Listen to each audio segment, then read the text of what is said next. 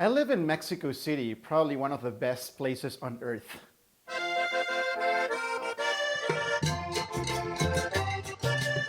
Mexico City is a very special place, and I actually imagine it, one day to not just be busy with all of this, but it's also going to become one of those big capitals of the world.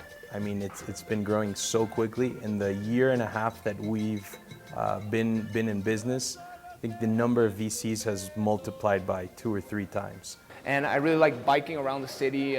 There's so many places, interesting places that I can visit, like to grab a beer or just to go do some cultural stuff. Mexico City at this particular point in time is comparable to the early years of Silicon Valley. I mean, it's a 4-hour flight to San Francisco, 4.5-hour flight to New York City, so it doesn't feel disconnected.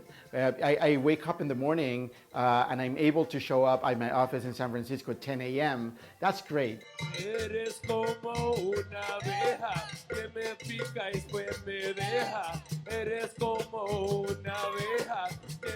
I started a hacker school in Mexico, the first of its kind. People come here to the hacker school so that they can gain the right skills and mindsets so that then they can be very employable by startups and technology companies, basically. In 2014, Bloomberg reported that Mexico, along with Texas and Arizona, were the primary providers of IT talent to Silicon Valley. So since the place is called The Pool, they obviously wanted to make it feel like an Olympic sort of place where people come and swim. So this space we're in is one of the co-working spaces here in Mexico City, but this one is a bit special because apart from being a co-working space, it's also a place where some companies are incubated and hosted. There's a lot of mentorship and events going on here with experts. So it's sort of like an entrepreneurial center for people to come and learn things. So what you're going to see here is our senseis, which are our experts in coding, giving a demonstration of how to develop a technology called JavaScript, which is used for front-end web development. We started off with 17 people. We've only been around for less than a year, and now we've grown to 70 people, and we're almost at 100 graduates. I'm the founder and CEO of Confío, which is an online lending platform. In Mexico, out of every 20 companies, 19 are considered very small, and only 1 is considered a large formal company. Most of our clients buy inventory and resell it in very little time, a month to 3 months. So what we do, we use technology in order to use alternative data and proprietary credit algorithms to do credit scoring for these very small companies, which banks can't service at all.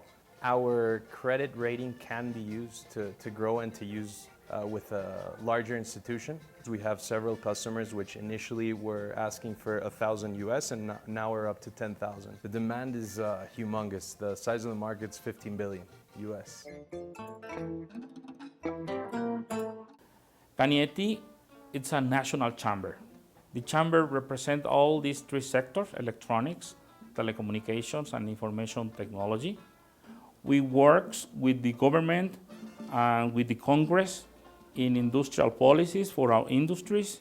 The public policy known as ProSoft gives away cash grants for small, medium companies, paying for their equipment, for their computers, and for training and certification, for example. And we have another program that is called Mexico First.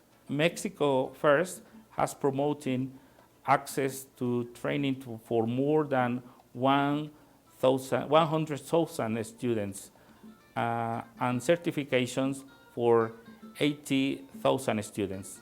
10 years ago, we knock on the door and they said, "Come on, Mexico, you don't have an IT industry. I mean, you're known for the tequila, for the mariachis." But companies like Intel, like Cisco, like Continental have been heavily investing and announcing multi-million-dollar investments here in our country.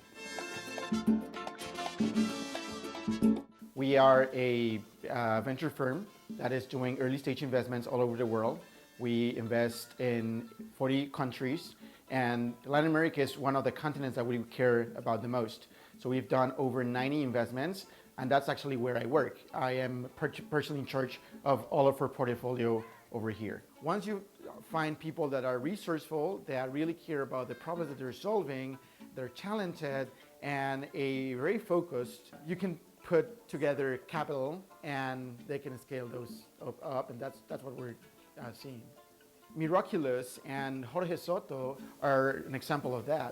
They're developing cancer detection technology that is driving the cost down and will probably save many, many lives.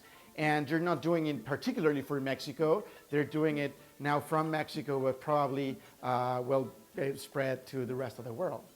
The other thing is that I think Mexicans now and the new generation is more open to the rest of the world. We were a generation that grew up speaking English, felt like U.S. was not this foreign entity. We felt that it was a close neighbor and that we could travel back and forth. So there's really no big cultural gap. This place where we're filming at right now, Condesa in Mexico City, it's a hub for young talent, very aligned and very focused on creative industries, on the IT industry, but doing things for themselves within their own, the beat of their own drum. Now there are many neighborhoods where people don't own a car anymore, but people now ride bikes, people walk around, people feel comfortable just working on their laptops in the park. EcoBiz is this great program developed by the city government like 5 or 6 years ago, and it has been very, very successful. Actually, it has very wide coverage now, like almost 200, maybe more than 200 stations that are in the downtown area of Mexico City. And I mean, this program allows a lot of people like me not to own a car. Being on a bike in Mexico City it's fun. I mean, I'm not saying it's the most perfect pavement in the world. Of course, being in the big city is always, it's a challenge, but I see this as a fun challenge. Condesa captures the whole idea of not only Mexico City, but Mexico as a country, as a whole, because it has both the traditional spaces of our city, of our country, and the modern spaces that we want to deliver as a message to the rest of the world.